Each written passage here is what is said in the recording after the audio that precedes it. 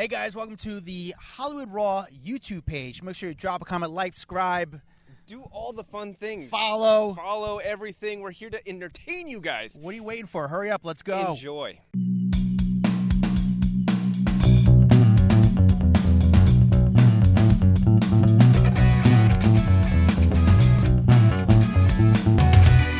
Welcome to the Hollywood Raw podcast, Raw Rundown. My name is Adam Glyn.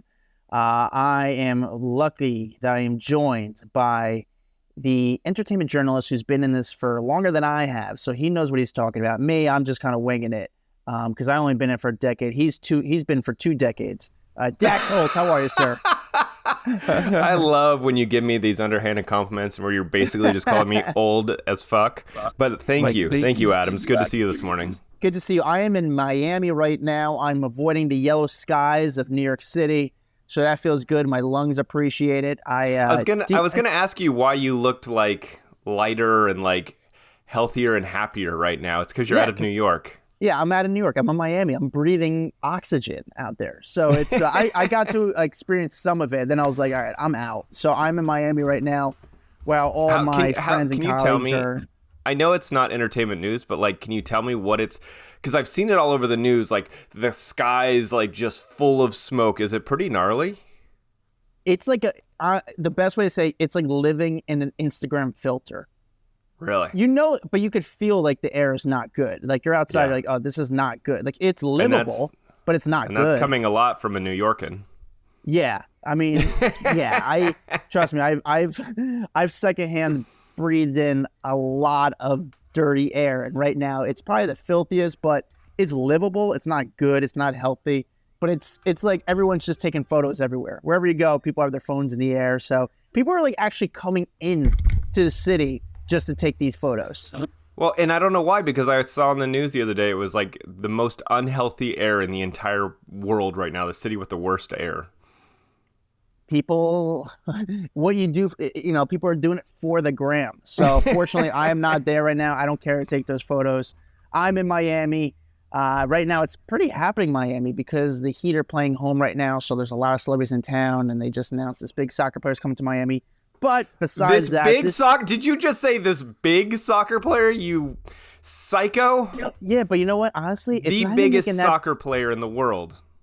But it's not making the biggest news. Yeah, I'm curious where he's going to live and what his life's going to be in Miami. And I actually understand why he would come to Miami. Like, if you're going to come to MLS, you're going to play in Miami. And it's great for the city. It's great for soccer in the U.S., but it's really not a difference maker. But this is our Raw Rundown episode where we give you the top 10 stories of the week, sponsored by nobody. No, this is our top 10 stories of the week, where we kind of rank them, we talk about them, we discuss them. On today's episode, actually, we have someone who actually broke one of the biggest stories of the week, going to come on and fill us in on what's happening. Besides that, we actually read one of your reviews live on air. It's the best thing we do to support you and give you guys a shout out. Dax, do you have a review ready? All right. Yes, I do. This one comes from Maggers. 5 stars. Fun podcast. I started listening after you were on Juicy Scoop, and I haven't missed a Friday since. Love the interviews too. Your insider perspective set the podcast apart from others in this category. Highly recommend, from Maggie in Vancouver, Washington. Love it. And I love that you're so into the Friday episodes. I just laugh every time I see how much people love the Friday episodes, because we literally started it on like a whim, just like, oh, let's do a second episode or catch people up. And now I'm just shocked every time. Like, we thought our interviews were like what people were tuning in for, and now it's really the rundowns. No, it's it's been, people love the interviews, people love the Raw Rundown. We try to make it quick, fun, and easy, so you guys got to get an informative kind of perspective on what's going on in these stories. You know, Dax and I, just based on our background, sometimes we have good sources and know really what's going on, but also try to explain it to you so you know all different sides of the story, if that makes sense. If it doesn't, you'll kind of understand if you listen to the podcast. Let's start the Raw Rundown, starting with number 10. Number 10, Eva Mendes admits she's a hairy beast. Slow week. Slow week, no. Eva Mendes, she went on Instagram and she started talking all about her beauty regiment. Is it regiment? What the hell did you call it? Regimen. regiment, and how she has all this unwanted facial hair, and so she gets into Instagram, starts talking about how she actually does this thing called dermaplaning, which is basically like taking a blade and like shaving off any hair and like the first layer of like skin, and it makes your skin super smooth. Apparently, a lot of her Instagram followers had no idea that this was actually a thing, and so her comments started blowing up. People being like, "What the hell is dermaplaning? Why are you shaving your face? Why are you admitting to this?" And she said, "Oh no, it's great because like makeup applies smoother. It's better for your skin looks healthy. Like all these things." And of course, there's a lot of people that are like laughing because it literally looks like she's shaving her face. But nevertheless, it's kind of fascinating. I don't know. I didn't know much about dermaplaning before this. I'll tell you what. So if you read the story, she's in the story. It says she said her treatments at the Beauty Villa of Vergara Spa in Beverly Hills, California, were heaven. So now you wonder if she did this story because she got paid. I wouldn't be surprised. Or she just is tight with them. Like maybe she's been going there for a long time. She's become friends and she's like, oh, let me give you a little shout out. It could go either way. She could be getting paid a ton of money, which honestly, if they did pay her money, this would be money well spent because it's getting picked up by People Magazine and other outlets. That's like the best publicity you could get. But it's wild because, another story that's not on our rundown this week is Ashley Graham. Ashley Graham talked about how she does, alternative medicine. She doesn't use Botox to keep her skin looking good. So anytime celebrities do stories that is not like, it's about how they keep your skin well, how they keep their body well. That's kind of alternative, always makes headlines. People are always interested in what the celebrities do, what the rich and famous do that they might not be aware of. So, 100%. Obviously dermaplaning is, I've heard about it. I've never done it. Would I do it? 1,000%. That sounds awesome. Well, I mean, she was kind of funny. She said, I'm a beast, so I probably I need to do this every other day. She said, my hair grows back even if I get chills. She says when she showers, she's literally like shaving her legs. She gets the chills, and then all of her work is undone. It was relatable to a lot of people out there, and I think that's why this post like blew up for her. What has Eva Mendes done lately as an actress? Has she done things lately? I was going to say Ryan Gosling, but we'll go back to her career. Yeah, I just don't know what she's doing lately. It's very quiet. She stays under the radar, pretty well. So, all right, that's number 10. Number 9. Number 9, Britney Spears claimed she quit the business in an Instagram post and then went back a day later and deleted that post. Basically, on Tuesday night, she was sharing this whole video where it was her dancing and spitting. Shocker, right? And it was in a gym in Miami from last year. And then she said, this is why I quit the business. She did a whole long rant and then in there said this is the reason that I quit the business, and then went back, deleted it. So a lot of people in her inner circle are saying, look, she went through a lot touring, doing the residency. She's kind of over that aspect of music. However, she likes making music. So I think that's why it got deleted, because she's like, oh, wait, I'm freaking everyone out by saying I'm quitting music. Maybe that's not necessarily the full story here. Another Britney story. Is Britney going to be the person that we stop doing stories of every week because it's just sort of exhausting? I mean, yes and no, because people are so fascinated in her, so it's kind of hard not to talk about her, because people still want to know. It's like Sandoval. I was over that 17 weeks ago, but we still got to talk about it because that's what everyone wants to hear. Now, I would love to know what people think. Should Britney... when it came to free Britney, where do those people stand now? In the past few months, now that we see Britney free, what do they think? What are their opinions of it? It's just I don't know what anyone else thinks. I can tell you what I think, and I'm nervous for her. I think that there was a lot of momentum behind the free Britney, but I'm concerned that it's not as glamorous without having people watch over her. And I'm not saying they need to have full control of her life and her finances and everything she says and does, but I do feel like she needs a really strong team around her that has her best interest Dax, ahead of other things. do you think Sam's intentions, which Sam is her husband, do you think his intentions are good? Do you think he's a good fit for her? I mean, I don't know.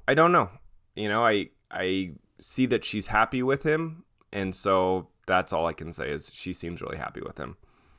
Very good. Number 8.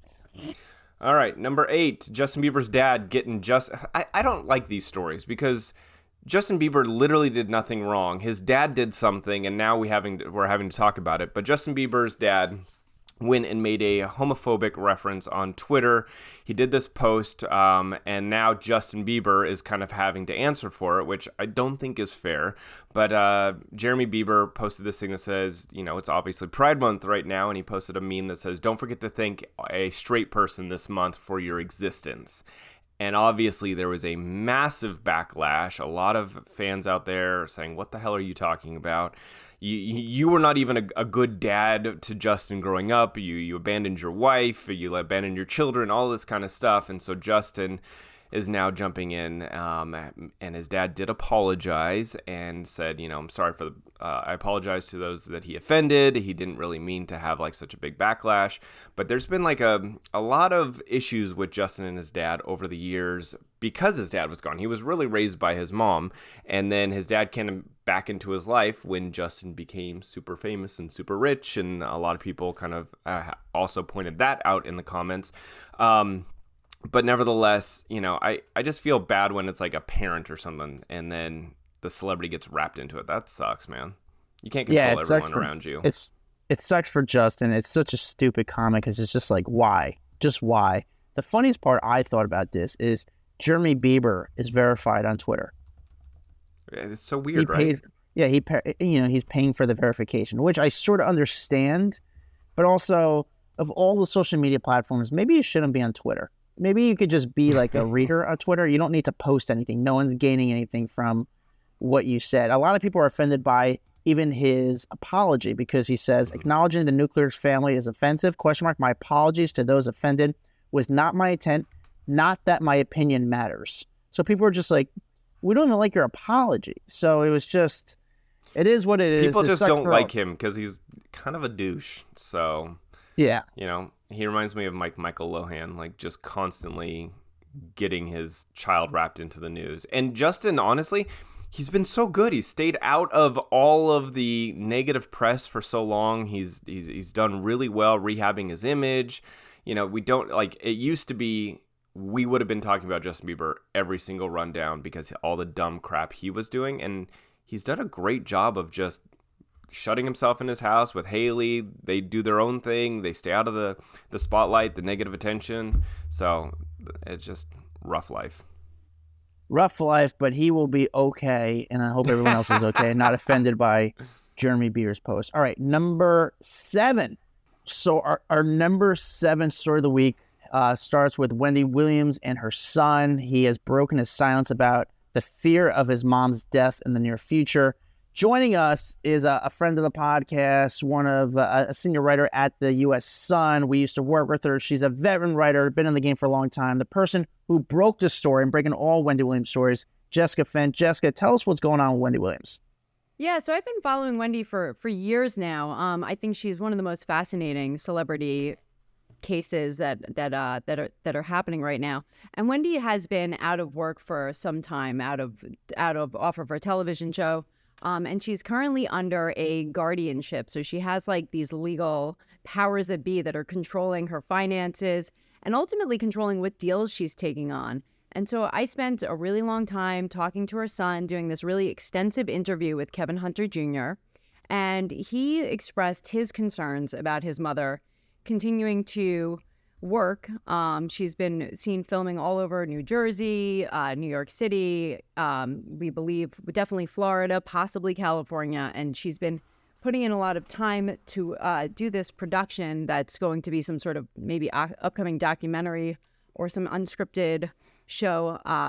And she's been working really hard, it seems. And she has all of these health problems. And her son's really concerned that her health problems are getting worse under the fact that she's been working so much. And her health problems include severe alcoholism, which is something that he and I spoke about at length And he's concerned that as a result of her working and her alcoholism, which is also compounded with her Graves' disease, which she spoke about herself, and her lymphedema, that all of these issues are pushing her to a point where she was hospitalized just last month. And now her team is saying that she's in a wellness facility. I mean, they've said she's been in a wellness facility previously. We reported that it was a rehab in Malibu. We don't know if she's at another rehab at this point, and they're just calling it a wellness facility. But Wendy's son is really concerned for her health and is afraid that if she keeps working and not taking care of her health, that she could die. And she was really lashing out at her team specifically. Her manager, Will Selby, her publicist, Shawn. These are people who, for all intents and purposes, appear to be making money off of a woman who has trouble seemingly putting together a sentence these days. And, her son doesn't believe that Wendy should be on camera. She shouldn't be, put in the spotlight. She should be taking care of herself and getting sober and clean and healthy again. And he's really afraid that he's going to lose his mother. So my assumption is that Kevin feels like he can't get through to his mom at this point. That's why he wants to talk publicly. I'm guessing, is that the case? Yeah, I mean, so there's a couple of different things going on with Kevin's relationship with Wendy. I mean, he does talk to his mother. That's one of the things that I was able to establish. But it's that he doesn't have any say in her care or any say in anything, really. I mean, he was briefly power of attorney back in January of 2022, and then the guardianship courts took over. The guardianship court basically established a full permanent guardian over Wendy. And so Kevin has no say in what she does. So he is kind of forced to take this back seat in facilitating any care for her, in helping talk to her about what projects she possibly should or shouldn't be taking at this time. So he's really has like legal constraints to what he's able to, what he's able to say and what he's able to do. I actually have a follow-up story on deck that I'm very much looking forward to, that I'm hoping will be out by the time this airs, about how legally his hands are tied when it comes to trying to help his mother or get his mother any kind of help that she clearly needs, and that she's clearly needed this entire time that she's been working.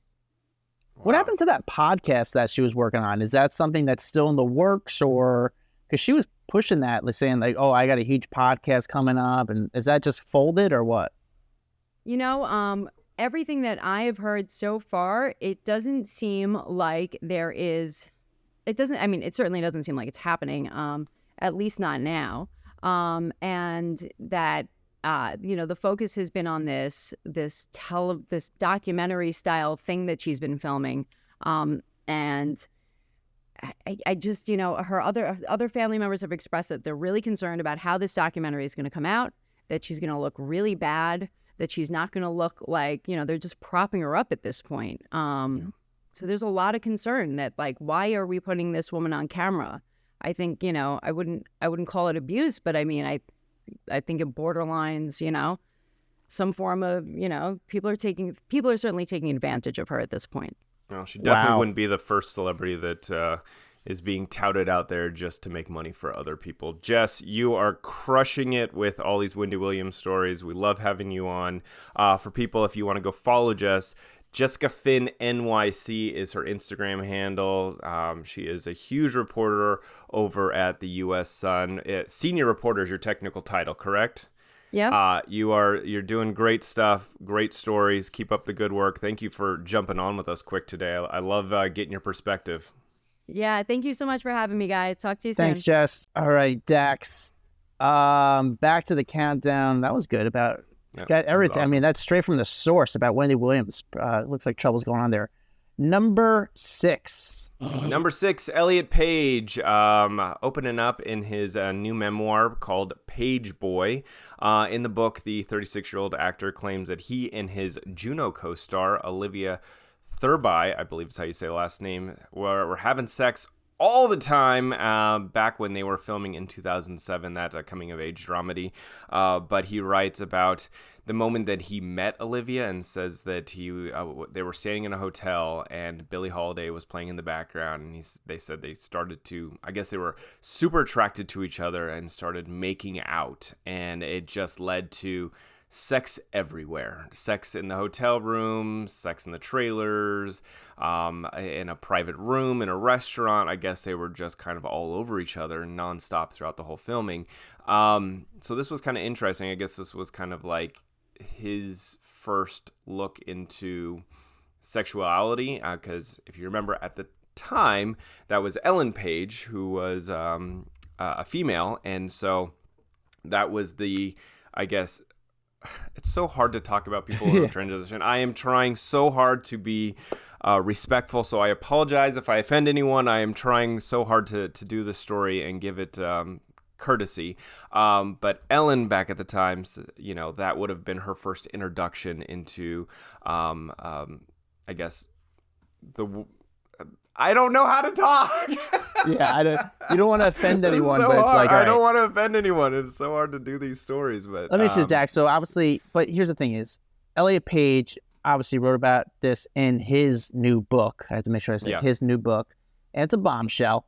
Do you think that he went to Olivia before the book came out and said, "Listen, I'm going to write this"? Because other than that, it's like, how do you just break this in the stories? Like, hey, they just read about your name in the headlines, because that affects their life as well. I would be pissed. I would be pissed if someone went and just, like, if I was Olivia and I didn't know that it was coming out, and then all of a sudden, he's out there talking about all the sex you guys had all over the place, and I don't know what Olivia's, relationship status is at this moment. That could really hurt a relationship, So I would hope that he went to her and asked permission first. If not, it's kind of fucked up. But he also got into the relationship that he had with Kate Mara, and saying that back then she had a boyfriend, and that they were, I guess, an item, and really exploring her sexuality, or explore her sexuality at the time, but his sexuality now. And I do hope that there is some level of compassion for telling people that you're about to put their names all over the headlines. Yeah, it's tough.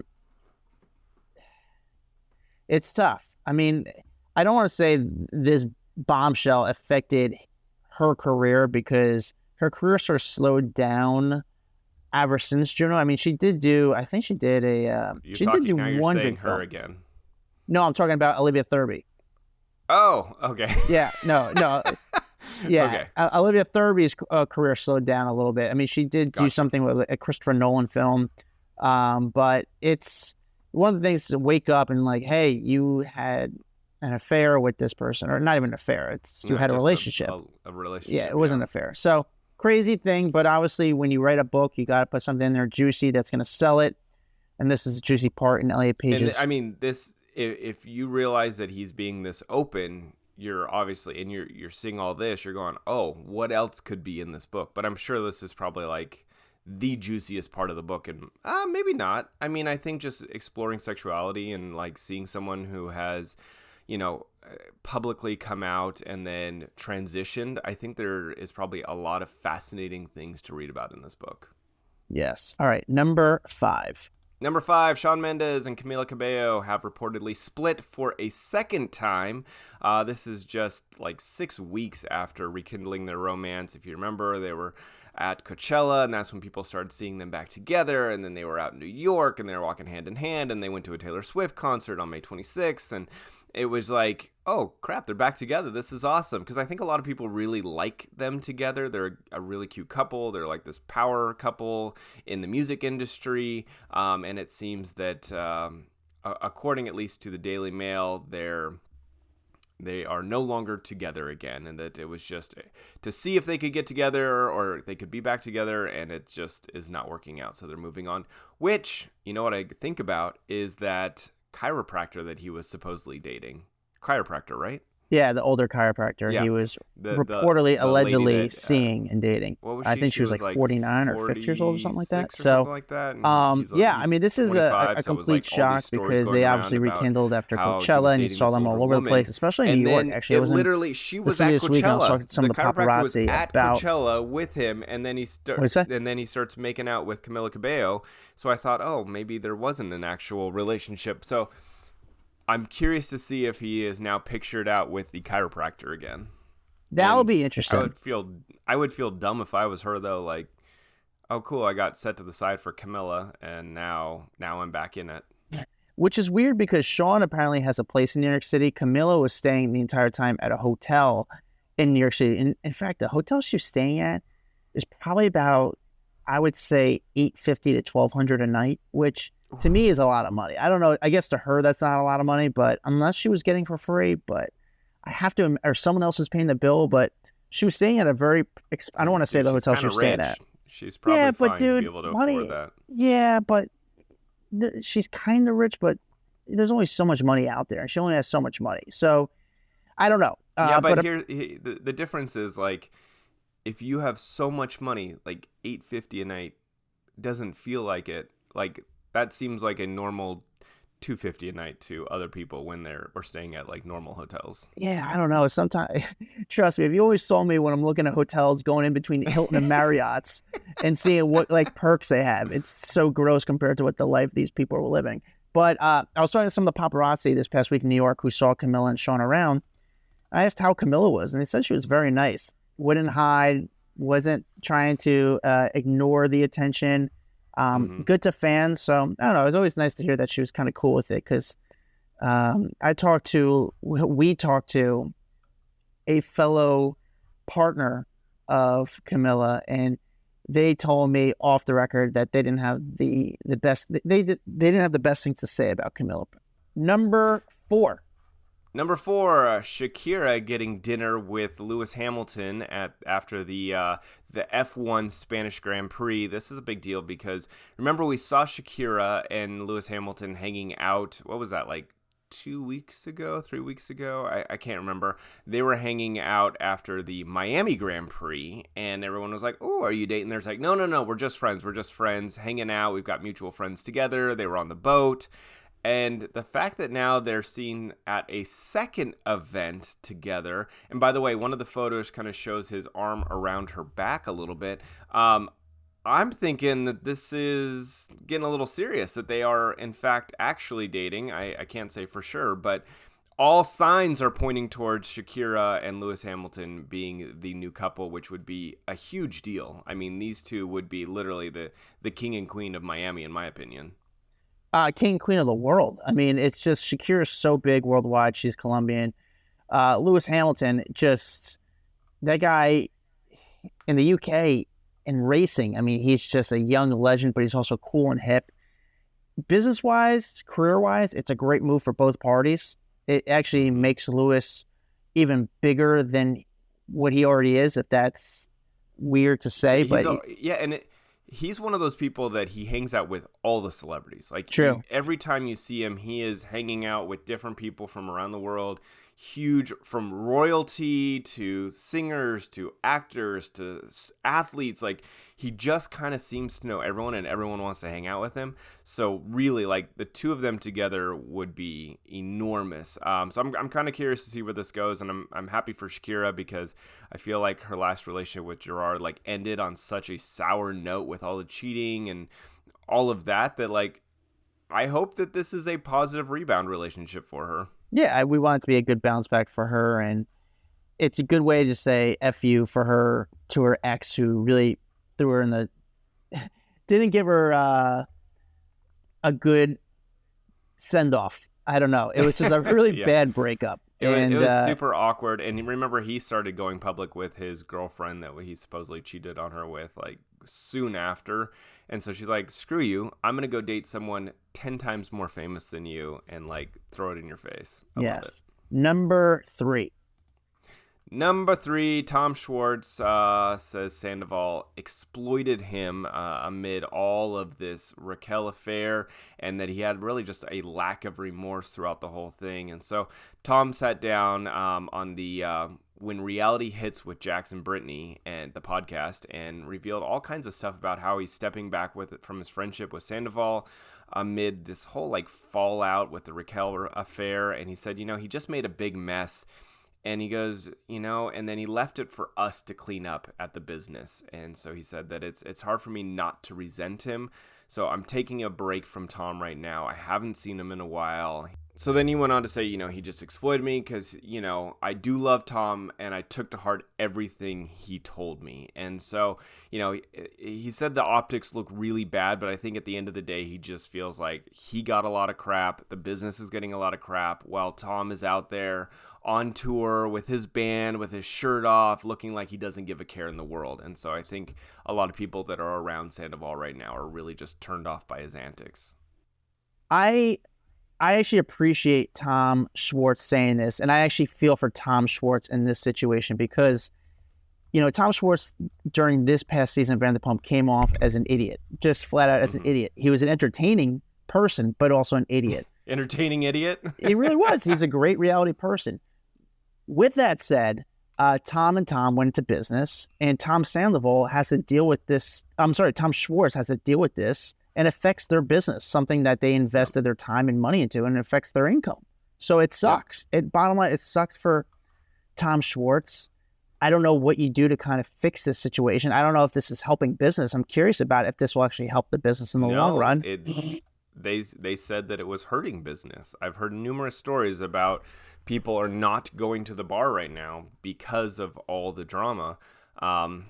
But I would say that only lasts for so long. People may feel that at the beginning, but at the end of the day, they want to see Tom Schwartz in person. They want to see all these people in person. So they'll show up. People will go back. Yeah, it's a weird situation. It sucks for Tom Schwartz, but he's also put in a weird situation as well. The whole thing is actually, the whole scandal puts Schwartz in a tough position because of his relationship with Tom Sandoval. But at the end of the day, it affects his wallet too. Yep, it affects his. Yeah, you work so hard to start a restaurant or a bar, and they're already hard to keep alive in LA. So this on top of it just makes it worse. But that's why you don't go into business with shitty people. Try not to. Number 2. Number 2, Pete Davidson, going to war with Peta this week. And what's funny is right when I saw the photo surface of him and his girlfriend inside a pet store buying a little dog, I was like, oh, this is not going to go well for him. I knew from the second I saw it that people were going to go after him for buying a dog because, the big thing is adopt. And people don't like it when you're quote unquote going to a puppy mill. So anyway, Peta ended up putting out a statement basically saying they're disappointed in him buying a puppy at a pet store rather than adopting or from a shelter. And apparently Pete went and left this horrible message on one of the women who works at Peta, the one who put out the statement, left her a message basically saying, suck my beep and F you and all this stuff. He said, you didn't know why, you didn't do your research. The reason we got this dog was because our family dog died and my mom and my sister are just heartbroken over his death.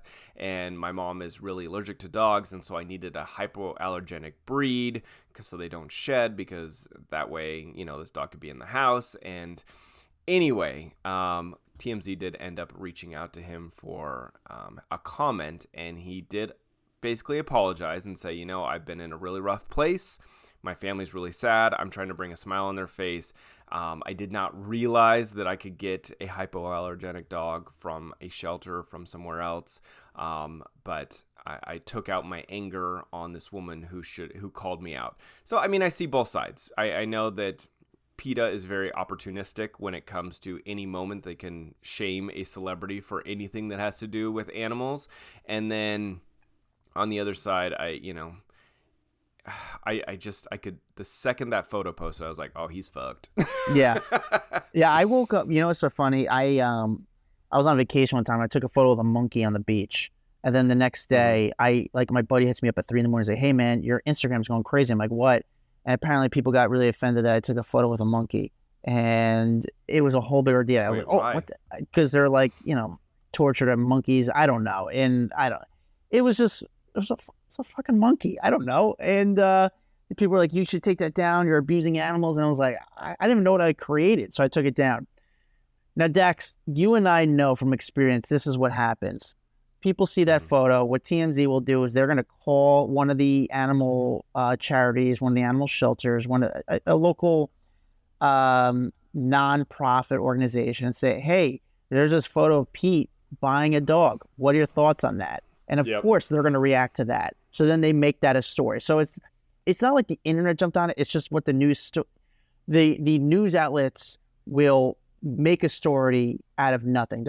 They instigated this whole story and made it a bigger deal than it should have been. It sucks for Pete at the end of the day, but that's what they do. They made the story themselves. I mean, it sucks. TMZ did not one of the cooler things to Pete. If I was Pete, I would say I don't even know if I released the statement to TMZ just because they're the ones who instigated the story. Well, I think at the end of the day, it is still a news story, and that's what they're gonna go there. It causes people to talk, right? And I'm sure his DMs or not DMs, but his timeline was probably full of a lot of people pissed off about it because when it comes to adopting and shelter dogs, like people are pretty passionate. We know what they did. All right, Dax, on to the number one story of the week.